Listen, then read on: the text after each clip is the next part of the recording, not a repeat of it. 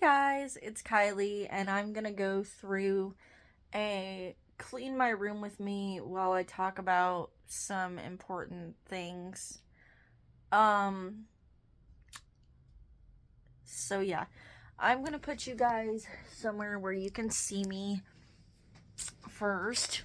We're gonna start with my dresser because it's a mess, so we're gonna clean that up.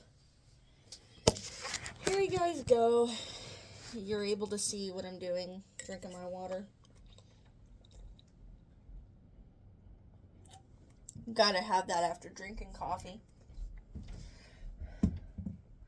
Okay, so this is what we're dealing with here. Makeup out. I'm gonna put it in a little basket.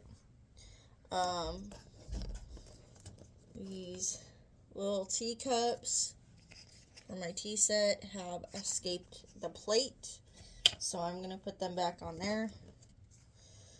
Just gonna give everything kind of in its place. Put that on top of there.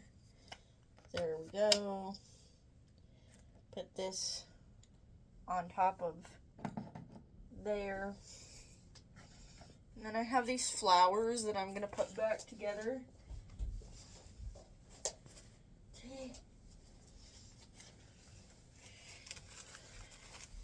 I arrange them kind of like so.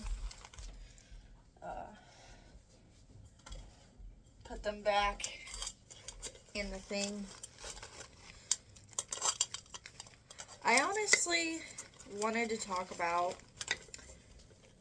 I know everybody talks about it, but seasonal depression is very real to a lot of people, and a lot of people end up giving up on their mental health in the winter months because they feel like there is nothing to do and nowhere to be. And that is a very real thing. This is all my drawing stuff. So I'm going to put this in its proper place. I'm going to set it right there for a minute. I have like 5 of these.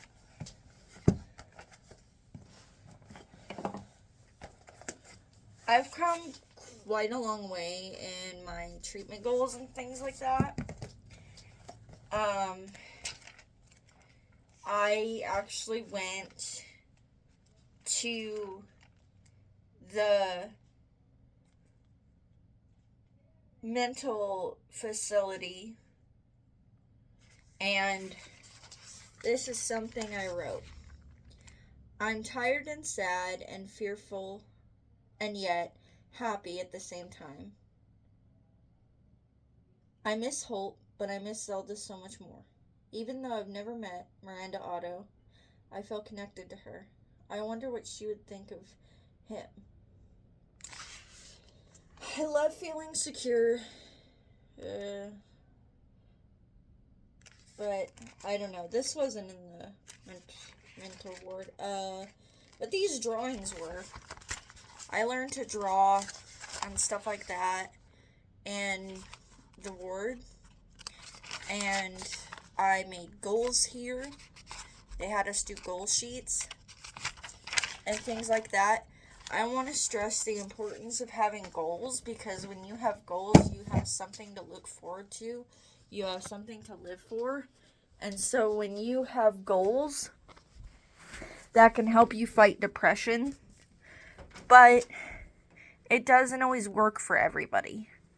There are people, especially people who, if you've had psychosis or schizophrenia, you know that sometimes being busy works for some and it doesn't work for others. I just want to take a minute to say, I'm cleaning my room with y'all, but this is what's important. I want y'all to realize that sometimes somebody in your life is struggling, and our first instinct is to say, oh, well, if you did this or if you did that, you would feel better. Sometimes that's not what helps. When people have major psychiatric disorders, they don't want to hear that. Because as it happens, you know, with schizophrenia and psychosis and disorders like those, you tend to not stop seeing things just because you're getting out of the house or just because you're exercising. You know, a lot of people say, oh, just do something else and you'll feel better when people's meds aren't working. That's not the way to talk to people, because it just makes it worse. Being productive does not always help people with these disorders. So if you know somebody with schizophrenia or psychosis, please treat them gently. Please hug them. And please understand, you don't have to know exactly what they're going through. You don't have to believe what they're seeing. You don't have to, like, sit there and act like you understand. But you do have to be there for them. Give them a hug. Get them some water. Spend time with them so they feel less alone.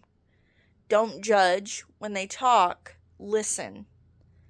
And don't assume that meds make it all better either, because they don't. They help, but sometimes, like all of us, our body metabolizes medication, and then medication stops working because our bodies develop a higher tolerance for things. Not everybody can afford medication. Not everybody can afford doctor's visits. State insurance can be very slow.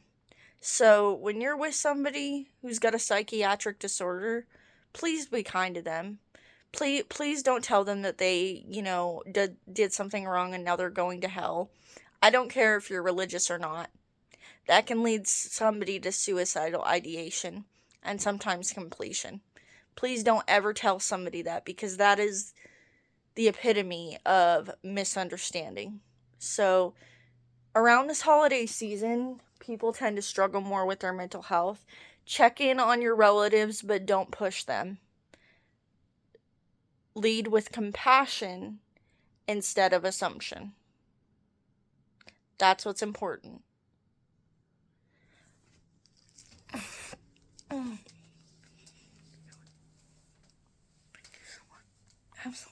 Here is my clean table. There is my stuff, all my cards that are miscellaneous,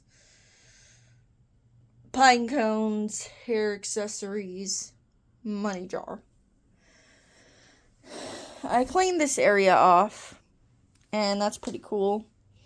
I've got laundry to pick up over there, and there too, and there, and I have stuff there. My bed is not made, so I will have to tackle that. But okay. Like, I'm only gonna get to my tabletop tonight, guys. I'm sorry, I misinformed you. This is a cleaning my dresser top video and talking about mental health. But I hope to see you guys in the next video.